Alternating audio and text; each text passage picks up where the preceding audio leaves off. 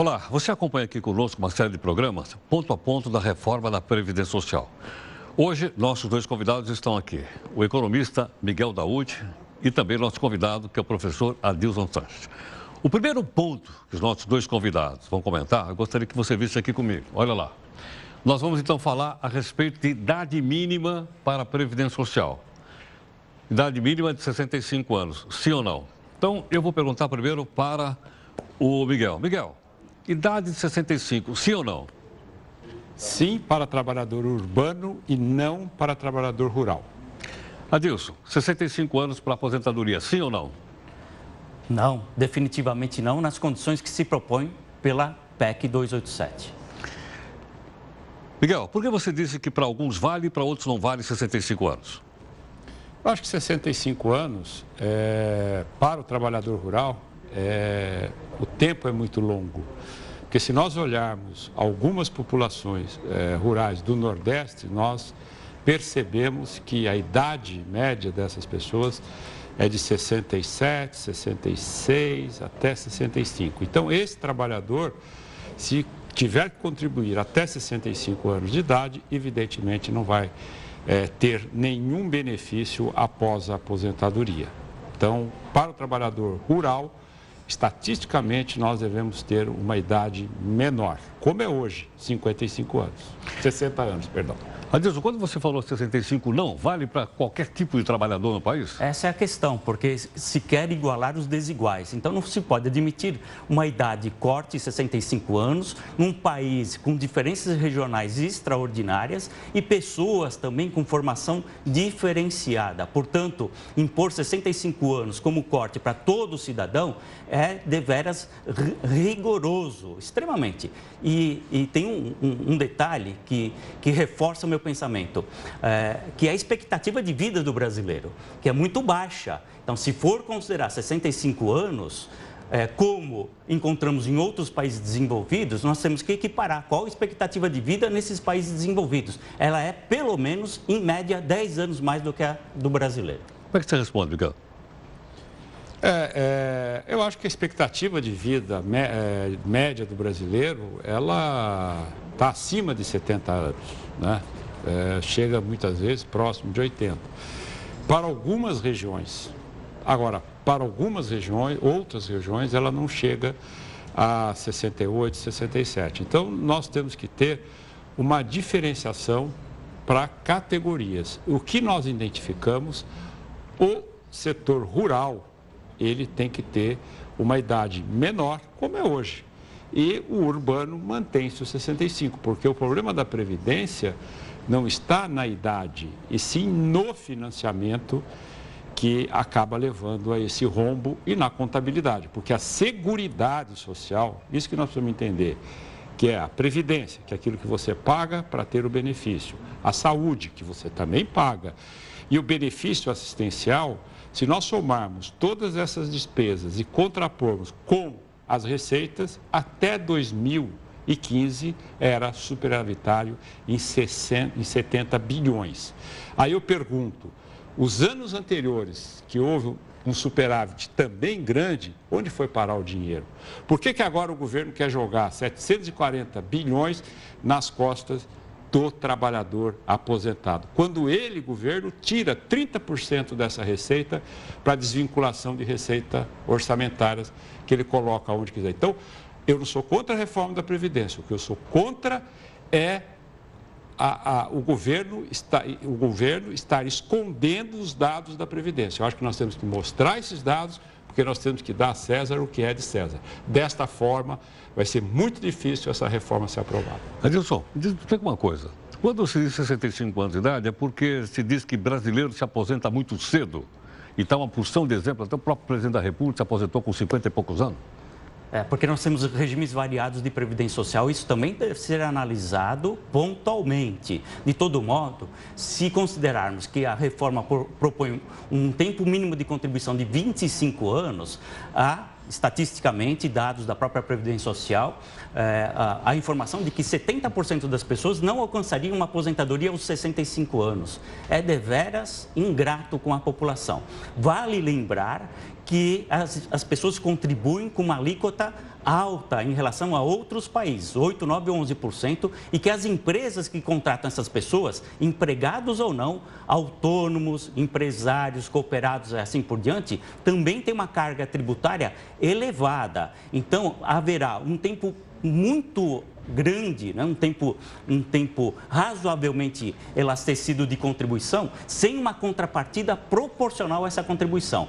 Algo que eu poderia chamar com muita tranquilidade um verdadeiro confisco que o Estado faz com o cidadão.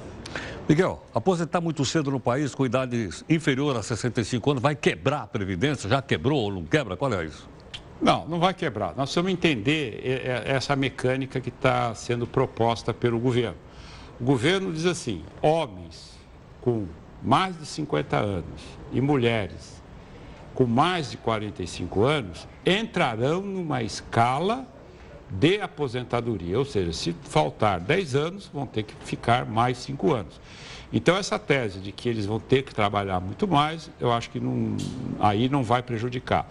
Agora, quem estiver abaixo de 50 anos, homens, e 45 mulheres, aí eles entram, né, na escala de 25 anos de contribuição e a idade mínima de 65 anos. Então, eu acho que não há aí nenhuma injustiça nesse aspecto com relação à idade de aposentadoria. Agora, eu veria de outra forma essa questão da reforma, a receita. Quer dizer, onde está o dinheiro da Previdência? Aí que nós precisamos discutir melhor. Adilson, colocar uma idade, então, de 65 anos é injusto ou é justo? É injusta a idade de 65 anos, porque sacrifica toda a população, especialmente a população carente, os mais pobres. Afinal de contas, quem teve condições de estudar, de fazer uma pós-graduação, ter uma língua estrangeira, fazer um intercâmbio no exterior, não começa a trabalhar jovem como aprendiz aos 14 anos. Quem vai trabalhar aos 14 como aprendiz, aos 16 com o primeiro emprego? E muitas vezes, e isso é notório, antes dessas idades, é aquele que precisa levar um dinheiro para sua mãe, para o seu pai, para de alguma forma sustentar os seus irmãos. Percorrer 2 horas nos centros urbanos para chegar ao trabalho ou quilômetros nos centros rurais para chegar à sua atividade. Pura exploração. É isso que o Estado deveria acabar, com a exploração do cidadão brasileiro. E não, ao contrário, com o retrocesso social, como está propondo presentemente. Miguel, há ou não essa exploração do cidadão brasileiro? Eu acho que sobre o aspecto da Previdência, não, né? Mas sobre o aspecto de serviços essenciais, né? Como saúde, educação, infraestrutura, aí sim, a exploração no sentido de que os impostos que são pagos para o governo, ele não retorna, né? Da forma como deveria.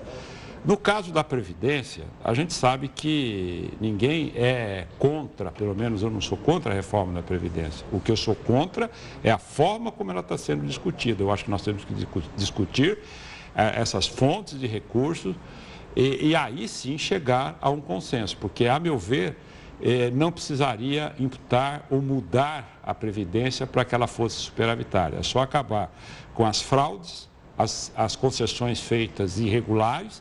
Talvez aí nós tenhamos um acordo. Essa história que daqui a tantos anos nós não vamos ter dinheiro para a Previdência, isso é conversa. É só parar de mexer no dinheiro da Previdência, que ela vai ser suficiente para poder levar essa segurança para a frente.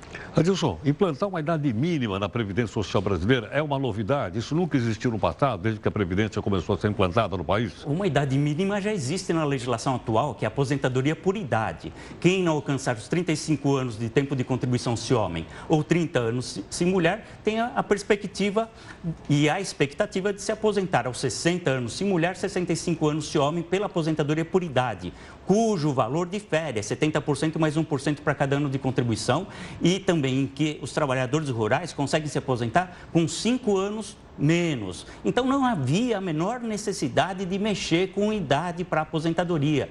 Manter a aposentadoria por tempo de contribuição e a aposentadoria por idade é algo que atende às necessidades da sociedade brasileira. E não é nosso, não é algo exclusivo do país, porque encontramos de uma forma diferenciada, mas em outros países, a possibilidade de uma aposentadoria prematura, vou chamar assim, ou com uma idade inferior à idade mínima fixada, mas com um valor reduzido, que é o que efetivamente já temos no país. Mexer com uma idade mínima para todo mundo indistintamente é mexer primeiramente com os vulneráveis, crianças, idosos, deficientes e as mulheres. Isso não pode ser admitido numa sociedade democrática, como pretende ser o país.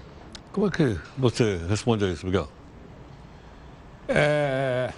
Eu sou, assim, eu não entendi muito bem.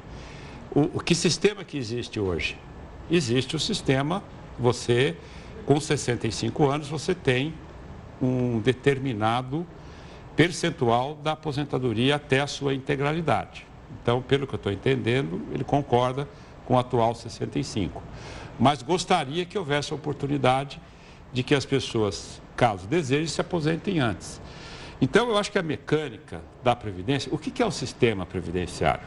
Pressupõe o seguinte: você paga para um determinado fundo, esse fundo aplicado, ele vai ter uma rentabilidade para fazer face aos seus objetivos. Qualquer lugar do mundo, o sistema previdenciário deve ser assim. No Brasil, acabaram com o fundo, sumiram com o dinheiro do fundo da aposentadoria. E hoje é regime de caixa.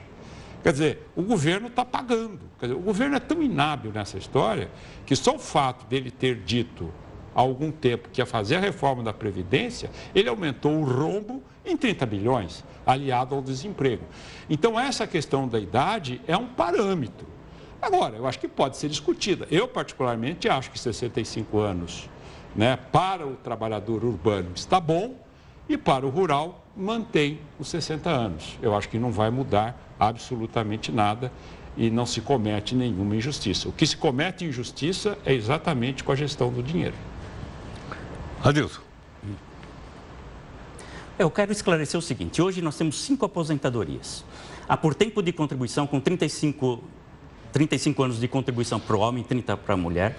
A por idade, com 60 anos para o homem e 55 para a mulher. 65 para o homem e 60 para a mulher, dependendo se for rural ou urbano. A aposentadoria da pessoa com deficiência, do deficiente físico.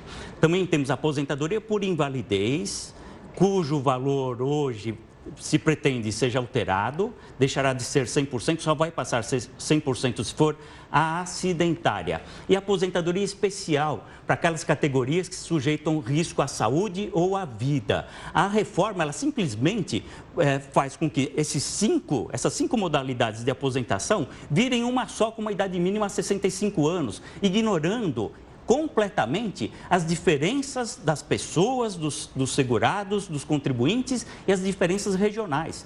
Pior, mexendo com os vulneráveis, como eu já disse anteriormente. Mas eu pergunto para vocês, vai mexer proporcionalmente com a contribuição? Não, a contribuição continua a mesma. Você amplia a margem para que a pessoa alcance a aposentadoria e ela vai contribuir mais tempo. Mas vai contribuir menos? Não, vai contribuir nas mesmas condições que contribui hoje, que fere um princípio que chamamos da contrapartida. Nenhum benefício pode ser criado sem fonte de custeio, mas também nenhum benefício, o inverso é verdadeiro, né? Pode ser reduzido ou retirado sem que também proporcionalmente a contribuição previdenciária acompanhe. E é a grande injustiça, inclusive, sob o ponto de vista econômico tributário. Miguel, para concluir.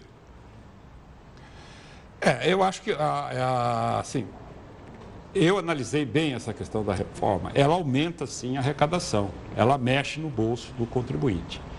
Então, a minha opinião, né, sobre esse aspecto, o governo tem que ser mais claro, mais transparente e mostrar os números da Previdência para que a sociedade possa saber a origem deste famigerado rombo. Porque existem outros rombos, né, previdenciários dos funcionários públicos, dos militares, enfim, que isso precisa ser colocado para a sociedade. E não achar que hoje o trabalhador rural vai ter que trabalhar até 65 anos ou outras categorias serão penalizadas porque o governo precisa cobrir um rombo de caixa que foi gerado não por essas pessoas, e sim pela necessidade que o governo teve de avançar nesse dinheiro, que ele tira 30% de toda a arrecadação. E essa arrecadação não é brincadeira, meus amigos, é em torno de 600 bilhões.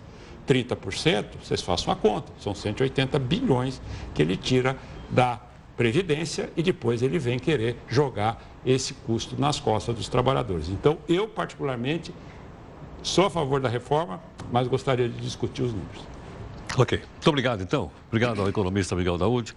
Professor Adilson Santos, muito obrigado. E quero convidá-los para mais um ponto a ponto da reforma da Previdência, para a gente poder entender com a participação dos nossos convidados que debatem aqui e você forma a sua própria opinião. Até mais.